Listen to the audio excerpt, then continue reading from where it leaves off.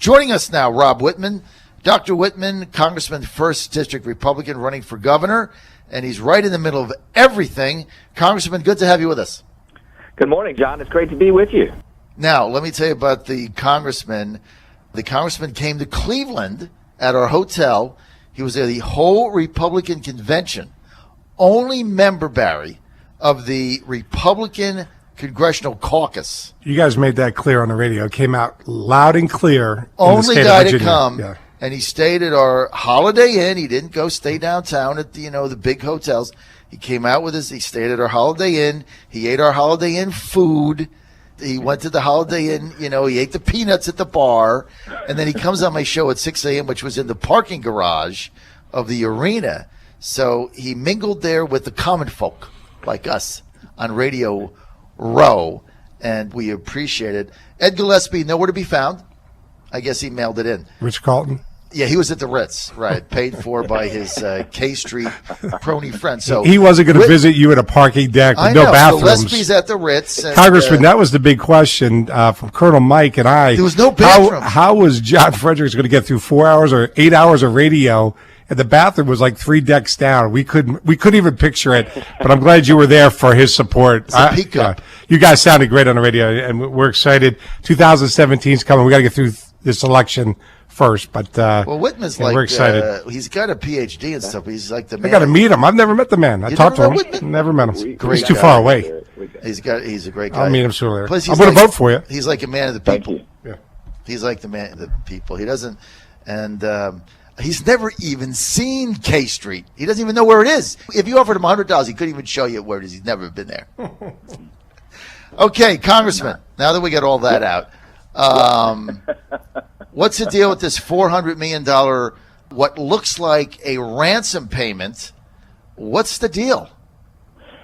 John, I think there are some very significant questions that have to be answered. The administration points to this and says, oh, no big deal. We already told everybody about it. No news.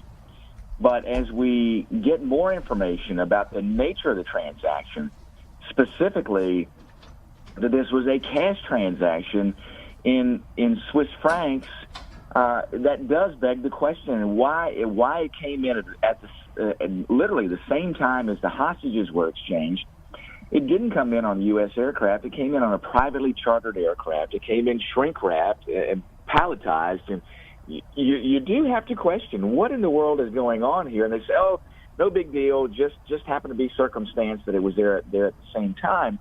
But even the Iranians called it a ransom. So I think it does beg many more questions. I know that Jason Chaffetz, who's the chair of the Government Oversight and Reform Committee, will be having hearings to get administration officials in to try to get more of the details about exactly what happened with this transaction, more details about the nature of the transaction. While the Obama administration did give some very circumspect details about it, we didn't get the full context of how this has taken place. So I do think that it looks very, very suspicious, and it is up to Congress to ask the questions to determine more about what was behind this. And I think you look at it and you have to come to a conclusion to say, wow, this sure looks like a ransom.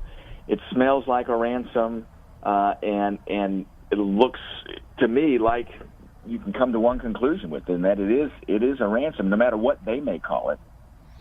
Well, Congressman Wittman, they can call it anything they want. Here's the bottom line. If you agree with the, I guess, Hague Tribunal, right? Apparently it was dictated that we ostensibly owe Iran this money, $1.7 billion from the trade deal back from the Shah. But that was in 1979. So we've not paid them anything, right? So 1979, and then all of a sudden the money shows up on the same day as our POWs get released. And now we got one of the I don't know, do we call them POWs or do we call them hostages, Congressman? Clear that up for us. Well, I think that they are clearly hostages in the classic sense of the word. And then, John, just as you said, this unsettled claim, and that's their terminology, this unsettled claim, was not an issue until just before these hostages were to be returned to the United States.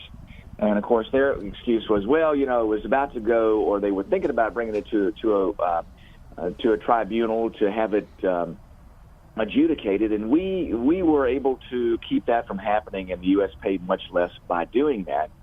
But remember, I think in a tribunal, for us to be able to make the argument about what transpired with the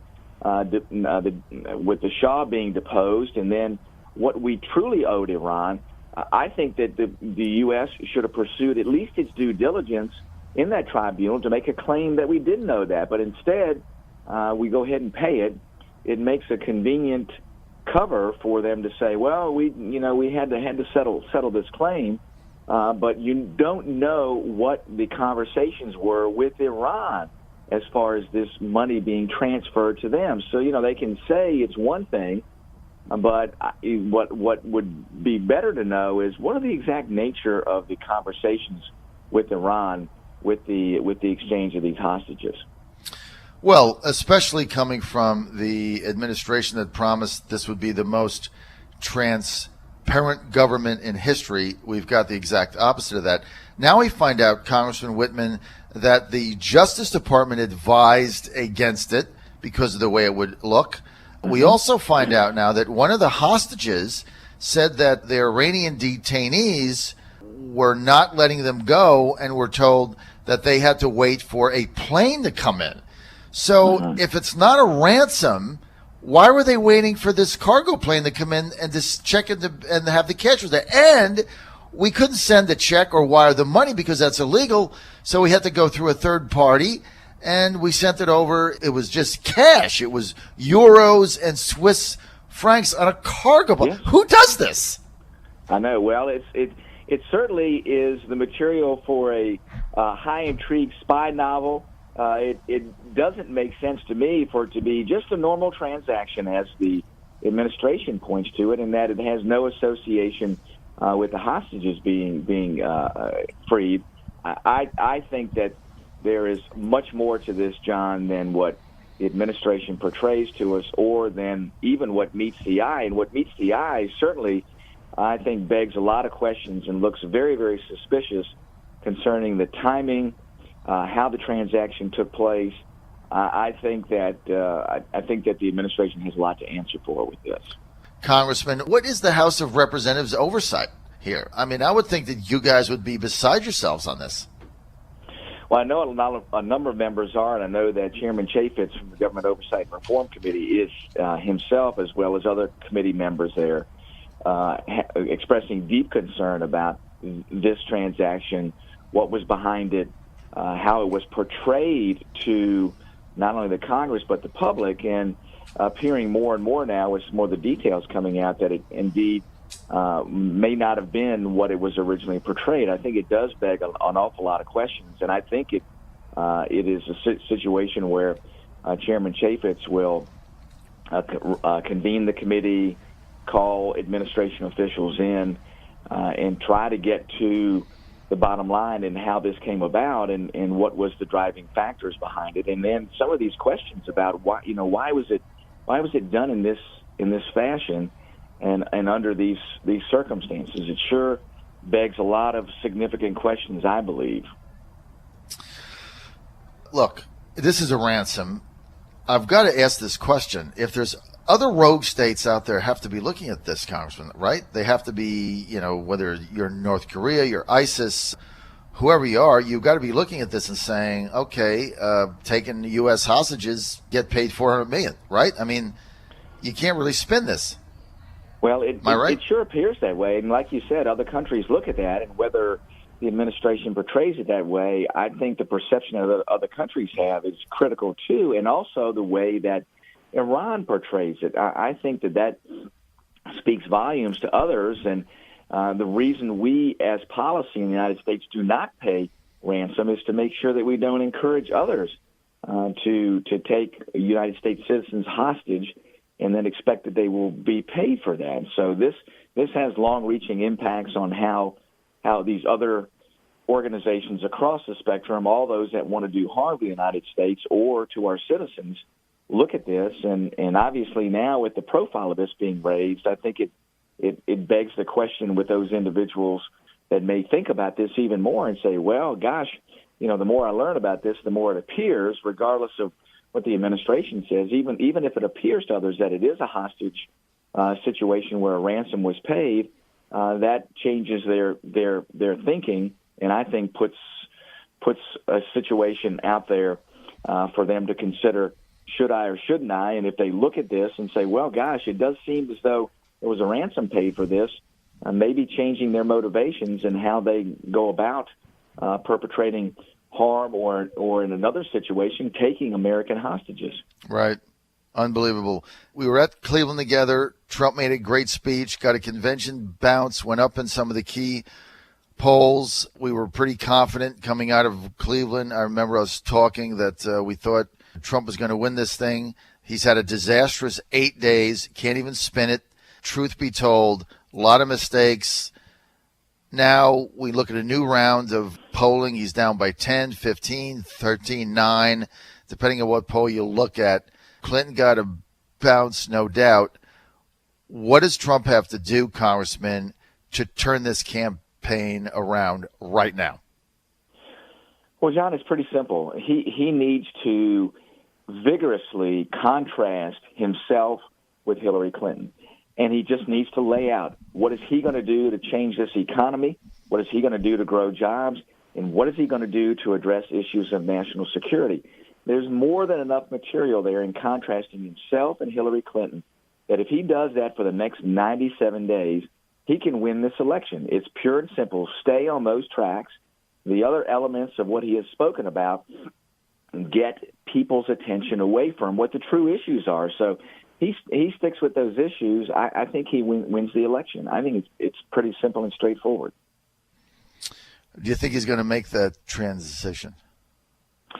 I do. I think people around him as well as himself, he's observant enough to understand that the impact that of his lack of direction in these last 8 days and where that's left him. And I think he's smart enough to understand that. And I know people around him have communicated to him from a variety of different viewpoints about what he needs to do. So I think he's adept enough to be able to understand that. And, he hasn't been successful as a businessman because he hasn't been able to change his tactics as he sees the situation before him.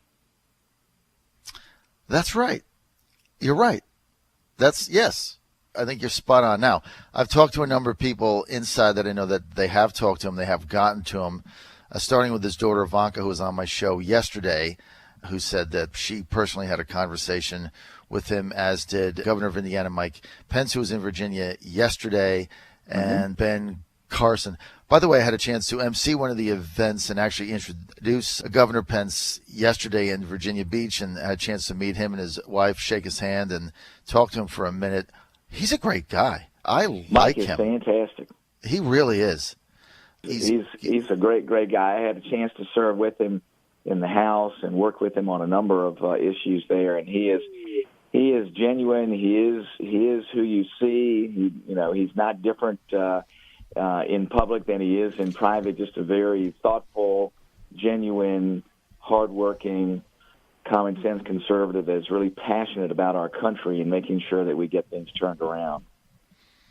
All right. Well, I certainly enjoyed meeting him yesterday, no doubt. Congressman Wittman, let's turn to the 2017 gubernatorial race. Where do you see this now?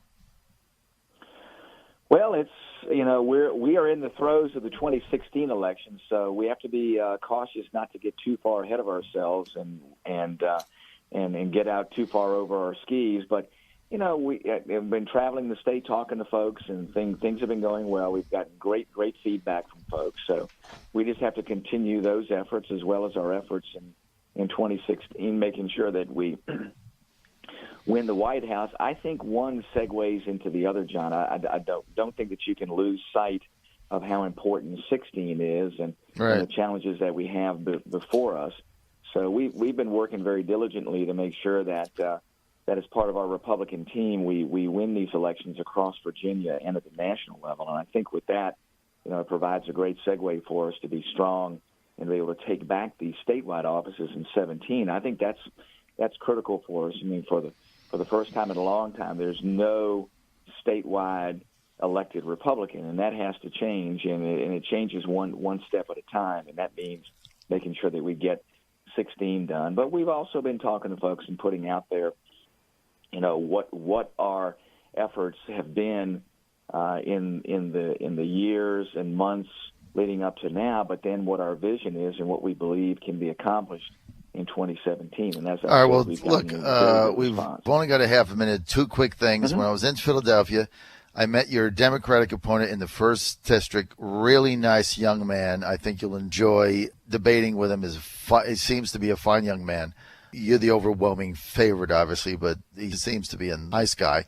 And then I'm going to Janesville, Wisconsin, Monday and Tuesday to find out how serious this Paul Nehlen challenge is to your speaker. And so if you tune me in on Monday, I'll be at a diner in Janesville talking to voters in Wisconsin's 1st District. You'll get a firsthand account of the seriousness of the Paul Nehlen challenge to Speaker Ryan. One way or the other, I'll bring the facts right back to you. You can tune me in and then tell everybody else. There you go. We'll do it. Okay. Have a great weekend. This is the John Fredericks Radio Network.